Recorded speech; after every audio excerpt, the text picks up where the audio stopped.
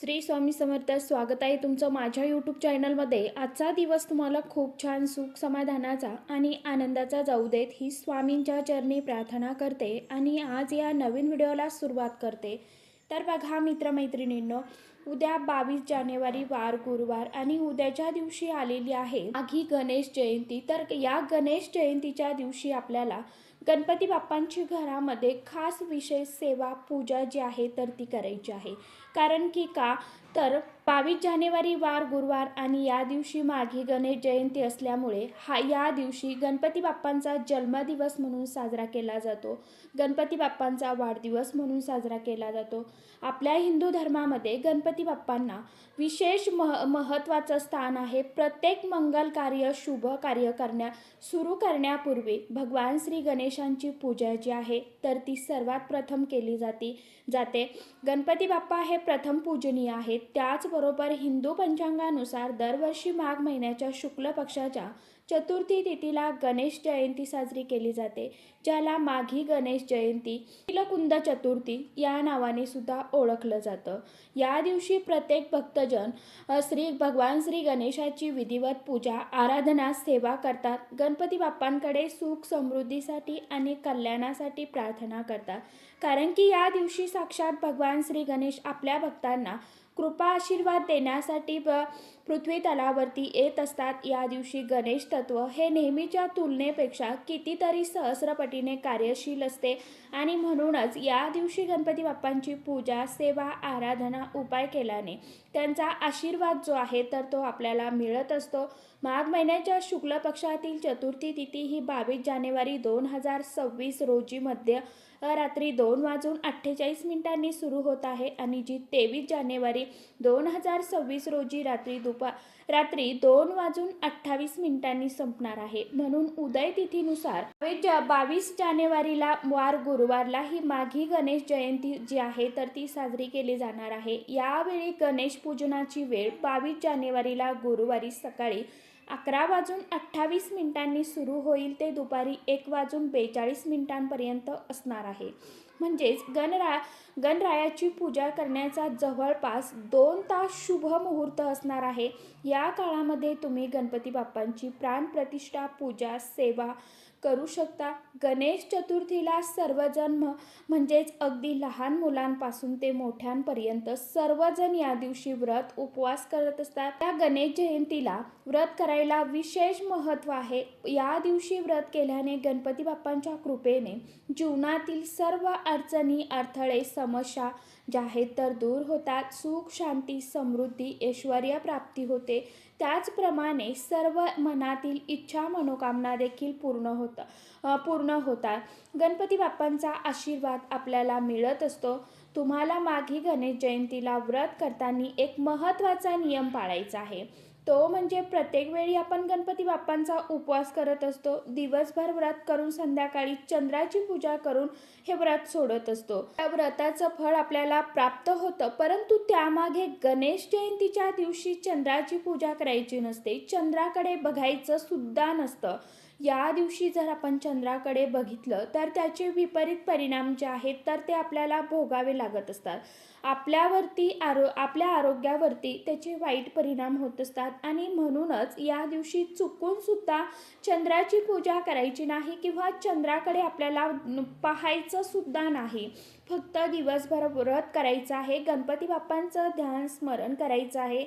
बाप्पांची पूजा करायची आहे, परंतु चुकून देखील आपल्याला चंद्राची पूजा या दिवशी करायची नाही किंवा पाहायचं देखील नाही. जे पण व्रत करणार आहे त्यांनी हा नियम आवर्जून लक्षात घ्यायचा आहे. तरच तुम्हाला या व्रताचं कोणतंही शुभ फळ जे आहे तर ते प्राप्त होणार आहे. माघी गणेश जयंती हा दिवस अतिशय अत्यंत महत्त्वाचा आणि शुभ असल्यामुळे या दिवशी स्नानाला विशेष महत्त्व दिलं जातं. यामागे गणेश जयंतीला अनेक जण पवित्र तीर्थस्थानी जाऊन स्नान करत असतात, परंतु आता या धावपळीच्या जीवनामध्ये या दिवशी पवित्र ठिकाणी किंवा तीर्थक्षेत्री जाऊन स्नान करणं सर्वांना शक्य होत नाही आणि म्हणूनच आपल्याला घरच्या घरीच आंघोळीच्या पाण्यामध्ये काही वस्तू ज्या आहेत तर त्या टाकायच्या आहे आणि त्या पाण्याने आपल्याला घरी स्नान करायचं आहे. आता ह्या वस्तू तो आंघोळीच्या पाण्यात टाकल्याने आपल्या सर्व अडचणी, दोष, करणी बाधा, नकारात्मक ऊर्जा जी आहे किंवा आपल्याला जो काही त्रास असेल तर तो दूर होऊन कितीही कठीणातील कठीण इच्छाही फक्त 24 तासामध्ये पूर्ण होईल. 7 पिढ्यांचं जे काही दुःख, दारिद्र्य, गरिबी आहे तर ती नष्ट होईल. तर आता अशी कोणती वस्तू तुम्हाला आंघोळीच्या पाण्यात टाकायची आहे, हा उपाय कशा पद्धतीने करायचा आहे, नेमक्या कोणत्या वस्तू आपल्याला टाकायच्या आहे, याविषयीची संपूर्ण माहिती आजच्या या नवीन व्हिडिओमध्ये मी तुमच्याबरोबर शेअर करणार आहे. त्यामुळे तुम्ही हा व्हिडिओ स्किप न करता शेवटपर्यंत नक्की बघा.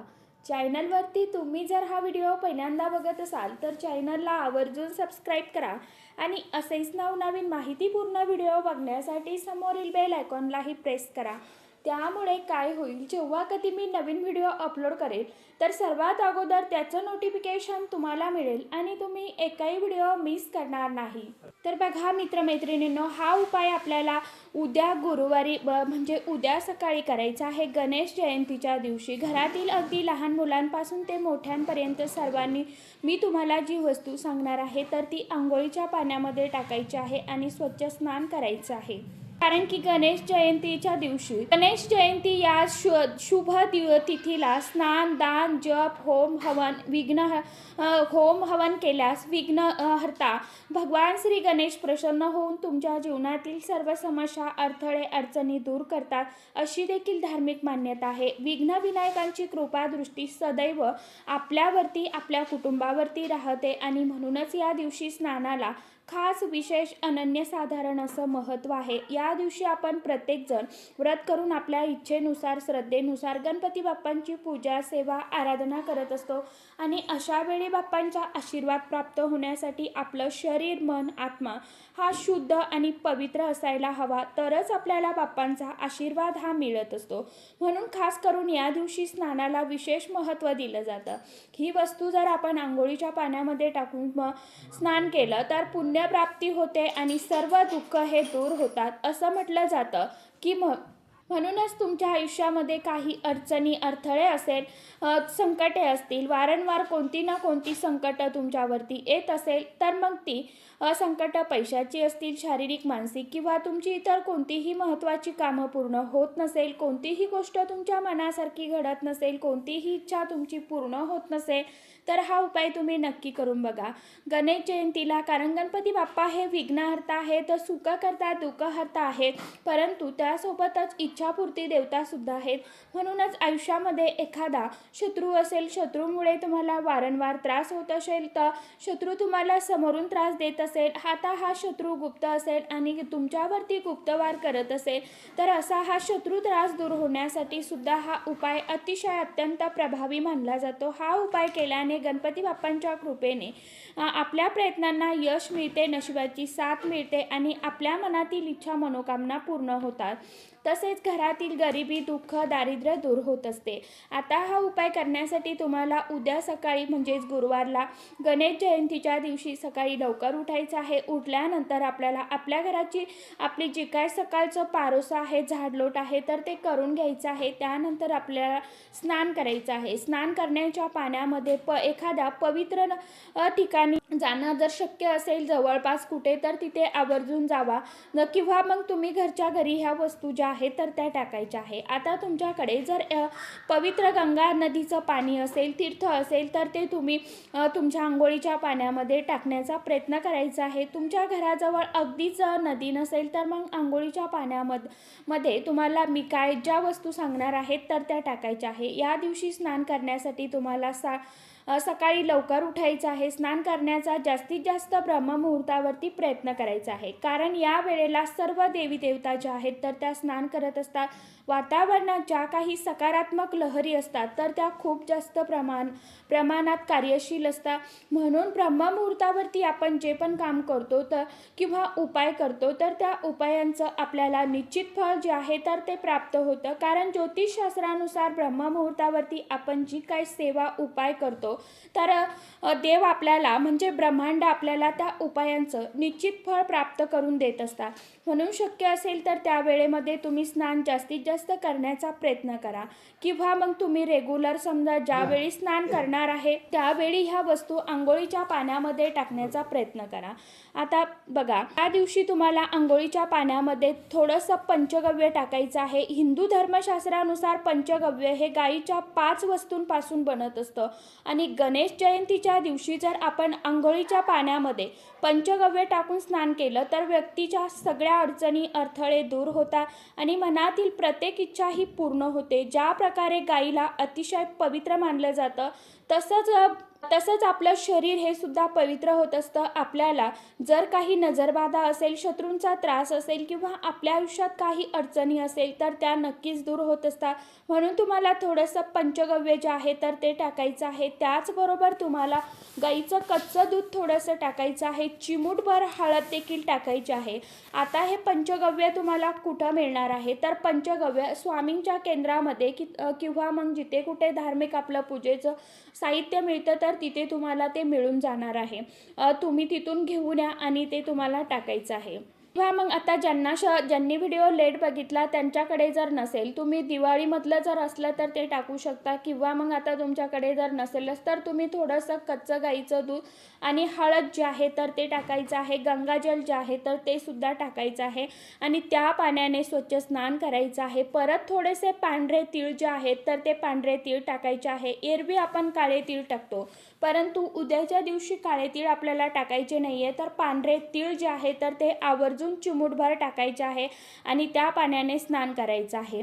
या दिवशी तीळ टाकून स्नान करणे अतिशय अत्यंत शुभ मानलं जातं. असं केल्याने तीळ स्नान झाल्याचं पुण्य आपल्याला प्राप्त होतं. बघा मकर संक्रांतीपासून ते रथसप्तमीपर्यंत जे काही सणवार येतात तर त्यामध्ये तिळाचा खास विशेष आवर्जून वापर केला जातो. म्हणून तुम्हाला थोडेसे पांढरे तीळ सुद्धा आंघोळीच्या पाण्यामध्ये टाकायचे आहे आणि तुम्हाला या पाण्याने स्नान करायचं आहे. तर आशा करते वेळ सांगितल्याप्रमाणे व्हिडिओ तुम्हाला आवडलाच असेल. व्हिडिओ आवडला असेल तर व्हिडिओला एक लाईक आणि चॅनलला आवर्जून सबस्क्राईब करा.